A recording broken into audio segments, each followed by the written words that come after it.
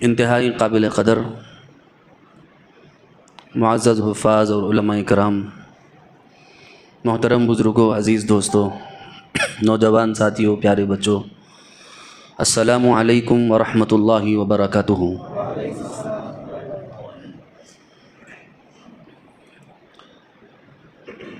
شاید بہت تفصیلی وقت میرے پاس نہیں ہے۔ حضرت شاہ ظلال الرحمن صاحب قبلہ دامت برکاتہم العالیہ کے آنے تک مجھے بات چلانی ہے۔ کچھ گفتگو حضرت ارشاد فرمائیں گے، کچھ ہم آپ سے عرض کیے دیتے ہیں، لیکن اس کی باریکیوں کو دیکھنا ہے، اس کے اندر کے نکات کو دیکھنا ہے تو والد محترم حضرت شاہ کمال الرحمن صاحب نور اللہ مرقدہ، اللہ حضرت کی مزار مبارک پر کروڑوں رحمتیں نازل فرمائے۔ حضرت کی ایک کتاب ہے شب معراج، حضرت کی ایک کتاب ہے، چھوٹی سی کتاب، بالکل ایک 45-55 صفحات کی کتاب ہے، مختصر سی۔ اگر آپ کے پاس کتابچہ موجود نہیں ہے تو آن لائن ہماری ویب سائٹ ہے سلسلہ کمالیہ.com کے نام سے، اس کے اوپر جو ہے آپ کلک کریں گے تو حضرت کی کتابیں، تصانیف حضرت شاہ کمال الرحمن صاحب کے اوپر کلک کریں گے تو اس کے اندر کتابیں حضرت کی بتائیں گے۔ اس کے اندر شب معراج نام کی کتاب ہے، اس کو پڑھیں انشاءاللہ۔ اس قدر عجیب و غریب نکات حضرت نے لکھے ہیں کہ بڑی باریکی حضرت نے اس کے اندر فرمائی ہے۔ چونکہ وقت کم ہے اس لیے میں آئیڈیا آپ لوگوں کو بتا دیا، تاکہ موضوع اور باریک سے باریک طرح آپ جانا چاہتے ہیں تو وہ کتابچہ پڑھیں۔ ہزاروں سووں کتابیں پڑھنے کے بعد پورا لب لباب ایک جگہ پر کچھ الفاظ میں چند منٹ میں پڑھ سکنے کی اگر آپ کو ضرورت ہے تو آپ والد محترم حضرت شاہ کمال الرحمن صاحب کی کتاب پڑھ لیجئے، انشاءاللہ آپ کی تشنگی پوری ہو جائے گی، آپ کی پیاس اور روح کی جو پیاس ہے وہ بجھ جائے گی۔ بڑی زبردست کتاب ہے، مختصر ہے، لیکن حضرت نے اس کو کشید کر کے، ہزاروں پھولوں کو نچوڑ کر، عرق بنا کر، کشید کر کے اس کو جو ہے ایک چھوٹے سے کتابچے میں حضرت نے اس کو تبدیل فرمایا ہے، اور بہت بہترین موضوعات اور بہت بہترین نکات اور بہت بہترین جو ہے حضرت نے اس سے باتیں عرض کی ہیں۔ اللہ کریم مجھے بھی پڑھنے کی توفیق دے، آپ حضرات کو بھی پڑھنے کی توفیق دے۔ بہرحال خلاصے کلام یہ ہے کہ شب معراج نبی رحمت صلی اللہ علیہ وسلم کا مسجد حرام سے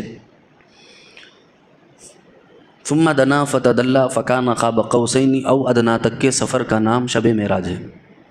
ایک جملے میں اگر آپ اس کو یاد رکھنا چاہ رہے ہیں تو قرآن مجید کی آیت مبارکہ پارے 15 جب آپ شروع کرتے ہیں تو وہاں سے ہوتا ہے سبحان الذی اسری بعبدہ لیلا من المسجد الحرام۔ یہ من جو ہے نا یہاں سے سٹارٹ ہے سفر، تو من المسجد الحرام سفر کی انتہا کو بتایا گیا۔ ثم دنا فتدلی فکان قاب قوسین او ادنا فاوحی الی عبدہ ما اوحی، تو یہ او ادنا جو ہے نا یہ سفر کی انتہا ہے، تو من الحرام سے شروع ہے، او ادنا پر یہ سفر ختم ہے۔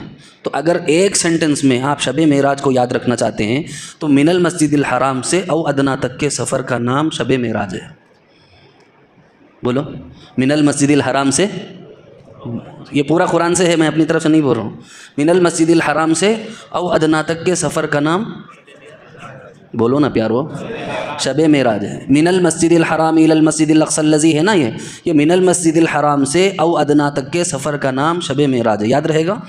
اگر اتنا بھی یاد رکھ لیا آپ لوگاں تو ویری گڈ ہے، شاباش ہے آپ لوگوں کو، کامیاب ہو گیا آپ لوگاں۔ گھر کو جا کے کیا سن کے آئے بولے تو شب معراج بولے تو من المسجد الحرام او ادنا تک کے سفر کا نام شب معراج ہے۔ خوش ہو جاتے بیگم بھی، کیا کہ عربی میں بول رہے ہیں حضرت بول کے، تو اس لیے جو ہے یہ جملہ یاد رکھ لیجئے۔ شب معراج جو ہے من المسجد الحرام سے او ادنا تک کے سفر کا نام ہے۔ او ادنا کا جو مقام ہے اس مقام تک کسی دنیا کے ولی، قطب، غوث، بدل، قطب الاقطاب، غوث الاغواث، کسی کے پہنچنے کی بات بالکل ممکن نہیں، پاسبل نہیں ہے۔ کوئی ولی، کوئی قطب، کوئی ابدال تو بہت دور کی بات ہے، وہاں تک نہ آدم جا سکے، بولو، نہ نوح جا سکے، نہ یوشع جا سکے، نہ یوحنا جا سکے، نہ موسیٰ جا سکے، نہ عیسیٰ جا سکے۔ میری آپ کی معراج مسجد عثمان میں ختم ہو جاتی۔ ارے بولو نا پیارو، میری آپ کی معراج کیا ہے؟ گھر سے نکل کے مسجد عثمان ابن عفان کو آ جانا ہو۔ ایک چھوٹی مثال سمجھانے کے لیے بتا رہا ہوں۔ موسیٰ علیہ السلام کی معراج کیا ہے؟ کوہ طور تک جانا ہو۔ محمد الرسول اللہ کی معراج ہے عرش معلیٰ تک جانا ہو۔ میری آپ کی معراج کیا ہے؟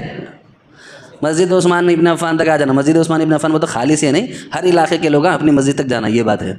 تم نہ بولیں گے مسجد عثمان کو آنا معراج ہے کہتے بول کے، وہ ایک نیا پنگا ہو جائے گا۔ پہلے پنگے بہت ہے، ایک نیا پنگا ہو جائے۔ سمجھانے کے لیے بتا رہا ہوں، چونکہ شب معراج میں اللہ نے نماز کا جو تحفہ دیا تھا اس کو ادا کرنے کے لیے آتے ہیں، اس لیے علماء نے اس کو تعبیر کیا ہے کہ بندہ مسجد تک آتا ہے تو گویا یہ اس کی معراج ہے، گویا یہ اس کی معراج ہے۔ اور ایک حدیث مبارکہ کے حوالے سے علماء نے اس مسئلے کو نکالا ہے، ایسے اپنی طرف سے نہیں نکالتے علماء، حدیث کے حوالے سے نکالا ہے۔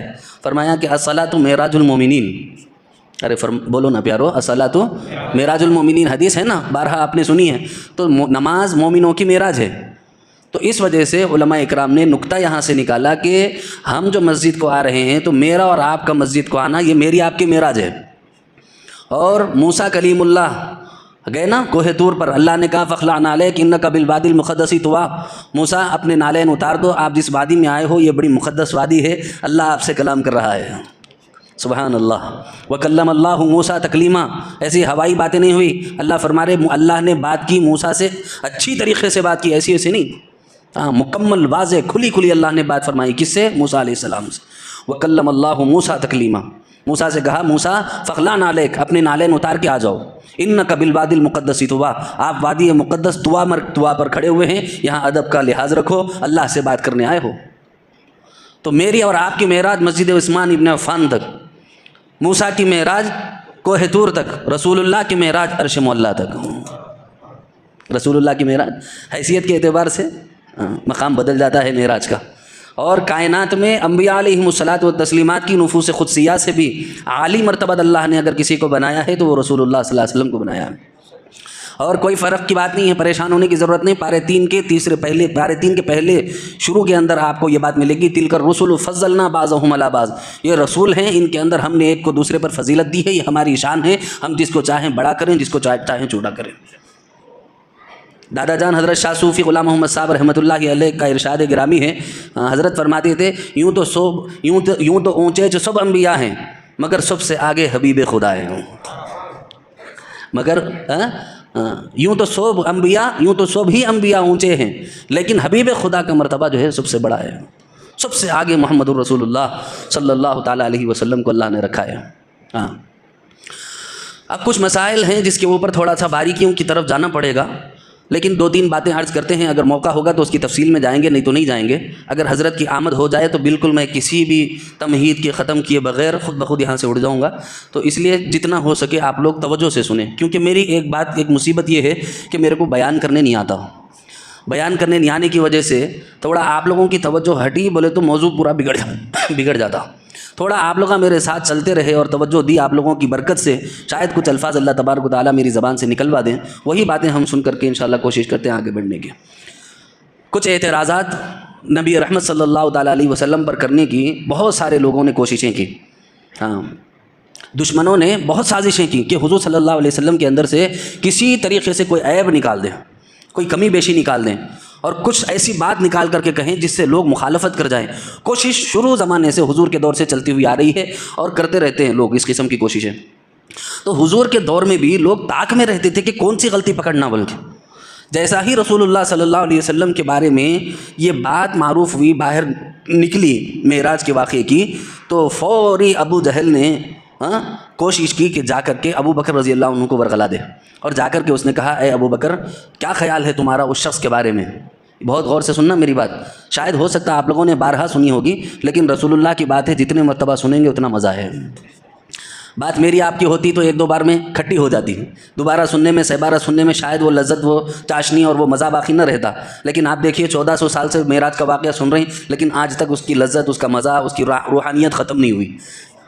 وہ الگ ہی بات ہے صاحب، حضور کی بات تو کسی میں نہیں آ سکتی نا۔ تو حضور پاک صلی اللہ تعالیٰ علیہ وسلم کے بارے میں ایک جو ہے نا ابو جہل بہانہ ڈھونڈ کر کے حضرت ابو بکر صدیق اکبر رضی اللہ عنہ کے پاس گیا اور جا کر کے کہنے لگا ابو بکر کیا خیال ہے تمہارا اس شخص کے بارے میں؟ کیا خیال ہے تمہارا اس شخص کے بارے میں جو یہ کہتا ہے کہ رات کے کچھ پہر کے اندر اللہ نے اس کو زمین سے آسمان تک بلایا، آسمانوں کی بھی سیر کرا دی، جنت جہنم کی بھی سیر کرا دی، عرش معلیٰ تک بلا لیا اور سب کچھ ہو گیا، اور جب واپس آیا تو ابھی صبح باقی تھی، کیا خیال ہے ایسے شخص کے بارے میں؟ حضرت ابو بکر صدیق رضی اللہ عنہ نے کہا کہ نہیں، یہ تو جھوٹ ہے، ایسا نہیں ہو سکتا، یہ کیا کہا حضرت ابوبکر صدیق رضی اللہ عنہ؟ نہیں نہیں یہ تو جھوٹ، ایسا نہیں ہو سکتا. تو اس نے موقع پاتے ہی کہا کہ یہی بات تو میں تم سے کہہ رہا ہوں کہ تمہارے محبوب محمد الرسول اللہ نے کہا ہے. تو ابوبکر رضی اللہ عنہ نے کہا کہ اگر محمد نے کہا ہے تو اللہ کی قسم 100% سچ کہا ہے. سمجھ میں آ رہا؟ اس کو محبت بولتے ہیں کہ اپنے ذہن سے جس کو ہم ناممکن سمجھ رہے ہوں، رسول اللہ کی بات سامنے آ جائے تو اپنی بات کو منہ پہ ٹھکرا کر رسول اللہ کی بات کو اہمیت دینا، یہ عشق صدیق اکبر ہے. بات جب رسول اللہ کی آ گئی تو انہوں نے یہ نہیں دیکھا کہ ابھی میں انکار کرا، اگر ابھی اقرار کروں گا تو لوگ میرے بارے میں کیا بولیں گے، نہیں سوچا. انہوں نے اپنی ذات کو لگا دیا داؤ پر اور کہا کہ میں غلط ہو سکتا ہوں لیکن رسول اللہ نے کہا ہے تو اللہ کی قسم اس میں شبے کی کوئی گنجائش نہیں ہے. لا ریب وہ بات سچ ہے جو محمد الرسول اللہ کی زبان سے نکل گئی ہے. جو محمد نے کہا حرف بحرف لفظ بلفظ ایک ایک ورڈ کو میں صحیح مانتا ہوں، سچا مانتا ہوں، سچا مانتا ہوں. جیسا ہی یہ کہا حضرت صدیق اکبر رضی اللہ عنہ کے یہ الفاظ رسول اللہ صلی اللہ علیہ وسلم کے پاس پہنچے تو اس کے بعد حضرت صدیق اکبر کو صدیق اکبر کا لقب ملا. حضرت سیدنا ابوبکر تھے نا پہلے رضی اللہ عنہ، صدیق اکبر کا لقب ملا ہی اس کے بعد ہے. حضرت ابوبکر صدیق رضی اللہ عنہ کو صدیق اکبر اسی کے بعد لقب ملا ہے کیونکہ ان کے اندر حضور کو سچ مان لینے کی. ایک بات اور یاد رکھنا، سچائی کو حضور سے تعبیر کرنا پڑتا ہے، حضور کو سچائی سے تعبیر نہیں کر سکتے آپ. نہیں سمجھے؟ سچائی کو اگر ناپنا ہے تو حضور کی بات سے ناپنا پڑتا، حضور کی بات کو سچائی کی طرف ناپنے کی ضرورت نہیں ہے. یہ بات ذہن میں رکھنا آپ لوگ. اگر حضور نے کہا اور میری اور آپ کی آنکھیں کچھ اور دیکھ رہی ہوں تو اللہ کی قسم میری اور آپ کی آنکھ جھوٹ دیکھ رہی ہے. حضور نے جو کہا ہے وہ سچ کہا ہے. میں اور آپ دیکھ رہے ہیں کہ دن کا سورج چمک رہا ہے، شعاعیں پھینک رہا ہے، آگ برسا رہا ہے، دھوپ کی تپش سے ہمارے جسم سے پسینے چھوٹ رہے ہیں، ہمارا سارا وجود سورج کی حرارت محسوس کر رہا ہے. لیکن اگر رسول اللہ کہیں اے بابا یہ رات ہے تو اللہ کی قسم میرا وجود غلط محسوس کر رہا ہے. رسول اللہ کا کہا ہوا ہر لفظ سچا ہے. یہ بات ذہن میں بٹھا لو. سچائی کو حضور سے تولنا پڑے گا، حضور سے سچائی کو نہیں تول سکتے آپ. یہ بات ذہن میں بٹھا لو. سچائی حضور کے سامنے ہاتھ باندھ کے چھوٹی ہو جاتی ہے. سچائی سے بھی آگے اگر کوئی ہیں تو محمد الرسول اللہ ہے. سچائی سے بھی اگر آگے کوئی ہیں تو کون ہے؟ محمد الرسول اللہ صلی اللہ علیہ وسلم. سچائی کے دائرے میں حضور کو نہیں لا سکتے، سچائی کو حضور کے دائرے میں آنا پڑے گا، صداقت کو حضور کے دائرے میں آنا پڑے گا، عدالت کو حضور کے دائرے میں آنا پڑے گا، غنا کو حضور کے دائرے میں آنا پڑے گا، شجاعت اور بہادری کو حضور کے دائرے میں آنا پڑے گا. حضور کی مثال یہاں کی چیزوں سے نہیں دی جا سکتی ہے. اب کچھ اعتراضات. ارے بولو، بتاؤں کہ نہیں بتاؤں؟ لوگ کہتے ہیں کہ صاحب وہ حضرت محمد الرسول اللہ صلی اللہ علیہ وسلم اتنی اوپر چلے گئے تھے، وہ سورج کا اس کا دیگر جو ہے گولے ہیں بہت سارے جو سورج سے بھی زیادہ دہکنے والے بہکنے والے اور ہزاروں لاکھوں کروڑوں اربوں کھربوں ٹن آگ پھینکنے والے ستارے اور سیارے ہیں، وہ اس کی حرارت سے حضرت نبی رحمت صلی اللہ علیہ وسلم کو کچھ بھی نہیں ہوا. کیا ہوا؟ پہلا اعتراض یہ کرتے ہیں کہ صاحب یہ جو آسمان اول تو بہت اونچا ہے، جہاں پر تھوڑی دور پر اگر ہم اسپیس میں جاتے رہیں تو کچھ کلومیٹر کے فاصلے کے بعد میں انسان کو سانس بند ہونا شروع ہو جاتی ہے کیونکہ آکسیجن لیول کم ہو جاتا ہے. ارے بولو صحیح ہے کہ غلط ہے؟ چاند پر جانے والے وہ سوٹ بوٹ پہن کر کے جاتے ہیں جس کے اندر باقاعدہ آکسیجن ماسک لگا ہوا ہوتا ہے، سلنڈر ہوتے ہیں تاکہ ان کو جو ہے ماترا میں جس ماترا میں ان کو آکسیجن کی ضرورت ہے وہ مل جائے. تو جب ایک مختصر وقت کے لیے جانا آنا اس قدر دشوار ہے تو ایک انسان جو ہے بغیر اس کے کیسا گیا؟ ارے بولو سوال آتا کہ نہیں آتا؟ یاد رکھو، جو اللہ ماں کے رحم میں ایک بچے کو 4.5 سے 5 ماہ تک بغیر آکسیجن کے رکھ سکتا ہے، وہ مولا تعالیٰ میرے محمد الرسول اللہ صلی اللہ علیہ وسلم کو کچھ دیر کے لیے آکسیجن کے بغیر کیوں نہیں رکھ سکتا؟ اگر قدرت ہی دیکھنا ہے تو دیکھو، بچہ ماں کے رحم میں 4 مہینے میں بن جاتا ہے. ارے بولو بنتا کہ نہیں بنتا؟ باقی کے 5 ماہ 4 ماہ میں مکمل بن جاتا ہے، بچہ ڈیولپ ہو جاتا ہے، اعضاء و جوارح بن جاتے ہیں، سب بن جاتا ہے. ارے بولو جی، غلط بول رہا ہوں کہ صحیح بول رہا ہوں؟ بن جاتا ہے نا؟ نہیں معلوم آپ لوگوں کو؟ پڑھے لکھے لوگ ہیں ماشاءاللہ، سب ڈگریاں ہولڈر والے بیٹھے ہوئے ہیں. انجینئر صاحب، 4 ماہ میں بچہ بن جاتا ہے. بن جانے کے بعد اس کے بعد جو ہے آکسیجن کا راستہ کہاں ہے مجھے بتاؤ. ارے بول دو نا پیارو, آکسیجن کا راستہ ہے کیا؟ نہیں ہے. اللہ تعالیٰ اس کو زندہ رکھ رہے ہیں نہیں رکھ رہے ہیں؟ جو مولا تعالیٰ اس بات پر قادر ہو کہ ایک معصوم جنین کو 5 ماہ تک بغیر آکسیجن کے اس کی سانس کو چلا سکے, اسے قوت مدافعت دے سکے, اسے قوت روزی دے سکے, اس کے اعضاء و جوارح کو طاقت بخش سکے, کیا وہ میرا مولا اس بات پر قادر نہیں کہ محمد الرسول اللہ صلی اللہ علیہ وسلم کو وہ کچھ فاصلہ جو فضا کے اندر ایسا ہے جس کے اندر آکسیجن موجود نہیں ہے, اس کے اندر سروائیو کرا سکے میرے محمد کو صلی اللہ علیہ وسلم؟ کیا خدا اس قدر کمزور ہے؟ کیا خیال ہے ہمارا؟ جبکہ دنیا میں اس کی مثال ہے, ہم اپنی آنکھوں سے دیکھ رہے ہیں, لیکن جب بندہ مکرنے پر آتا ہے تو پھر اس سے جو ہے نا آنکھوں دیکھا بھی انسان مکر جاتا ہے. دوسری بات, دوسرا جواب, یہ تو جواب ہو گیا نقلی, یہ تو جواب ہو گیا عقلی, اور اب آپ کو میں جواب دے رہا ہوں نقلی. نقلی بولے تو نقلی جواب سمجھیں گے تم نا, اصلی نقلی نہیں. نقلی جواب کا مطلب یہ ہوتا ہے قرآن اور سنت کی زبان میں جواب دیے تو اس کو نقلی جواب ہوتے ہیں, نقل کر کے جواب دینا. کتاب اور سنت سے کسی جواب کو نقل کر کے دیا جائے تو اس کو نقلی جواب کہا جاتا ہے. تو تم لوگ اصلی نقلی سمجھیں گے, وہ اصلی نقلی نہیں, نقلی یعنی قرآن اور سنت کی زبان میں جواب سن لو. اللہ تبارک و تعالیٰ نے فرمایا سبحان الذی اسرا بعبدہ, سبحان الذی, پاک ہے وہ پروردگار, وہ ذات عالی جس نے اپنے بندے کو سیر کروائی. اسرا بعبدہ, اسرا کے بعد با صلہ آتا ہے تو اس کا معنی یہ پیدا ہوتا ہے کہ حضور نے خود نہیں کر لی, اللہ نے کروائی ہے اپنی ذات بابرکت کے, جیسا کہ ان کی شان ہے. جب اللہ کروا رہا ہے, جو اس اسپیس کا بھی مالک ہے جہاں پر آکسیجن نہیں ہے, اس اسپیس کا بھی پالنہار ہے, اس کو بھی زندگی دینے والا, حیات دینے والا, وجود بخشنے اور ظہور دکھانے والا اللہ رب العزت خود کہہ رہا ہے کہ میں لے جا رہا ہوں, تو جو اس کا مالک ہے وہ لے جا رہا ہے تو پھر ڈرنے پریشان ہونے کی کوئی بات باقی نہیں رہتی ہے. تو علمی جواب یہ ہے کہ اللہ فرما رہے ہیں محمد الرسول اللہ نہیں گئے, میں ان کو لے گیا ہوں. تو اللہ کے لیے لے جانا قدرتوں سے پرے ہو جائے تب بھی کوئی بات نہیں, کیونکہ اللہ کو کسی بھی قید و بند میں لانا ممکن نہیں ہے. ہاں, اللہ کی ذات کیا ہے؟ لا تراہ العیون ولا تخالطہ الظنون. اللہ کی طاقتیں ہمارے دماغ سے بالا تر, ہماری سوچوں سے بالا تر, ہماری نگاہوں سے بالا تر ہیں. وہو علی کل شیء قدیر, وہ ہر چیز پر قادر ہیں, جو چاہیں وہ کر سکتے ہیں.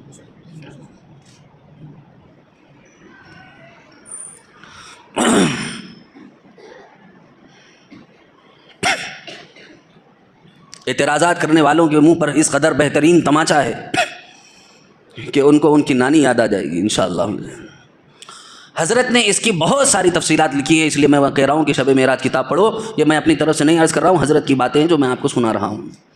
میں بھی پڑھ کے تقریباً 14 سال ہو گیا, حضرت ہی کی زبانی سناتا, وہی آپ کو سنا رہا ہوں. بہرحال عزیزوں, 2 باتیں ذہن میں رکھیں.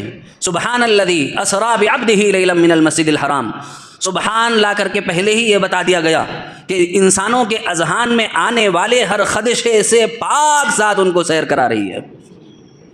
خدشے آ رہے ہیں نا انسان کو, ایسا ہو سکتا کیا, ویسا ہو سکتا کیا, وہ ہو سکتا کیا, یہ ہو سکتا کیا.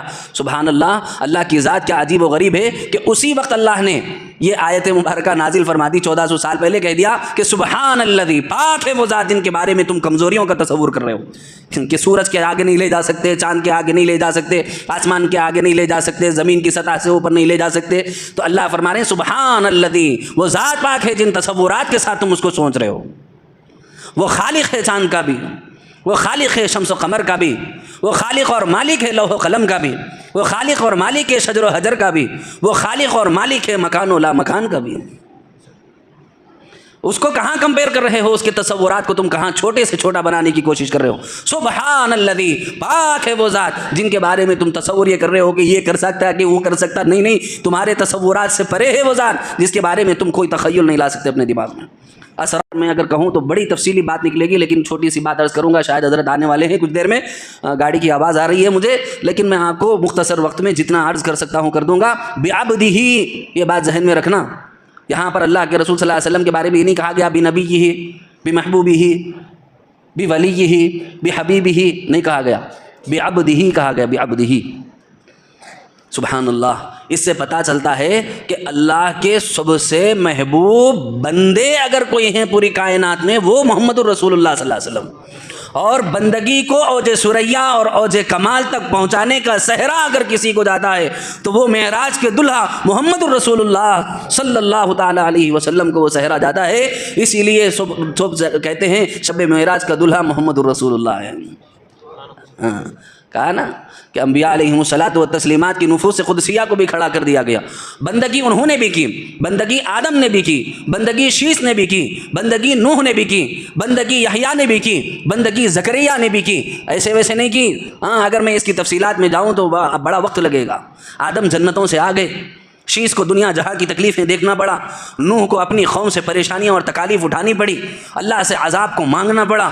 جو مسلمان تھے ان کو لے کر کشتی میں سوار ہو کر جانوروں کو لے کر کے وہاں سے نکلنا پڑا. زکریا کو آروں سے چرنا پڑا, یحییٰ کو الگ تکالیف سے گزرنا پڑا, ایوب کو الگ تکالیف سے گزرنا پڑا علیہم الصلاۃ والتسلیمات.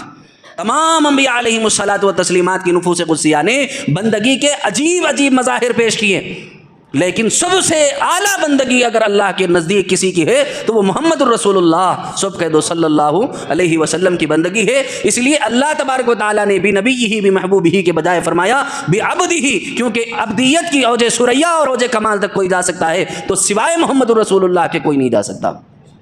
محمد الرسول اللہ صلی اللہ تعالیٰ علیہ وسلم کی شان بڑی شان ہے. بہت ساری تفصیلات ہیں لیکن حضرت آگے ہیں. انشاءاللہ میں اپنی بات کو ختم کرتا ہوں اور انشاءاللہ العزیز بڑے ہی پر زور انداز میں آپ حضرات سے گزارش کرتا ہوں کہ حضرت کی ایک ایک لفظ پر, ایک ایک بات پر غور و فکر کر کے ہم کو اللہ کے رسول صلی اللہ علیہ وسلم کی زندگی کو اپنانے کی تو اللہ تعالیٰ ہم کو توفیق دے اور ہم بغور سماعت کریں گے انشاءاللہ حضرت کی باتوں کو. اس وقت غنیمت ہے کہ حضرت ہمارے درمیان تشریف فرما ہیں. موقع غنیمت سمجھ کر ایسے اللہ کے ولیوں سے استفادہ کرنا, فیض حاصل کرنا, نورانیت حاصل کرنا یہ الگ ہوتا ہے. ایک بات یاد رکھو, ایک تقریر ہوتی ہے جس سے کان کا مزہ ملتا ہے. بولو, ایک تقریر وہ ہوتی ہے جس سے کان کا مزہ, ایک تقریر وہ ہوتی ہے جو دل کی دنیا بدل دیتی ہے. اور یہ جو اللہ والے ہیں حضرت شاہ ضلال الرحمن صاحب دامہ اقبالہم, اللہ تعالیٰ حضرت کی عمر میں برکت نصیب فرمائے, یہ وہ لوگ ہیں جن کی تقاریر سے, موضوعات کے بیان کرنے سے اللہ تعالیٰ لوگوں کے دل کی دنیا بدل دیتے ہیں. کان کی لذت پانا الگ چیز ہے, دل کی دنیا بدلنا الگ چیز ہے پیارو. میں مفتی زکریا صاحب کیرانوی دامت برکاتہم العالیہ کے ساتھ کل ہمارا اس عاجز فقیر کا ایک جگہ پروگرام تھا, تو میں ان سے قل اعوذ برب الفلق کا ترجمہ کر کے سنایا. حضرت اتج بیان کرے ختم کر دیے. لوگ بولے آ کے جو آ رہا ہاتھ ملا رہا بول رہا حضرت آپ کا بیان بہت زبردست تھا. حضرت خالی 2 آیتوں کا ترجمہ کر کے چلے گئے, بولے سورہ فلق کا ترجمہ کر کے چلے گئے. تو میں آپ کو سمجھانے کے لیے بتا رہا ہوں اور ممبر رسول پر بیٹھ کے بتا رہا ہوں. حضرت خالق قل اعوذ برب الفلق جو پہلی آیت کا ترجمہ کرے نا, تو اس کے اندر اس قدر نور اس عاجز فقیر نے محسوس کیا ہے کہ کم از کم خالی حضرت جتنا ایک آیت کا جو ترجمہ کرے, وہ ترجمہ کا خلاصہ کرنے کے لیے, اس کی تفصیل بیان کرنے کے لیے میرے کو 3 گھنٹے ہونا بول کے بولا ہوں. تو بزرگوں کی بات میں نور رہتا, موضوعات کھل جاتے, دماغ کی کھڑکیاں, دل کی کھڑکیاں کھل جاتی ہیں. شرط یہ ہے کہ تم دل کھول کے بیٹھو. اللہ والوں کی باتیں عام سی سادہ قسم کی ہوتی ہیں لیکن اس سے دل بدل جاتے ہیں. اللہ مجھے اور آپ کو حضرت سے صحیح معنی میں فائدہ اٹھانے کی توفیق نصیب فرمائے.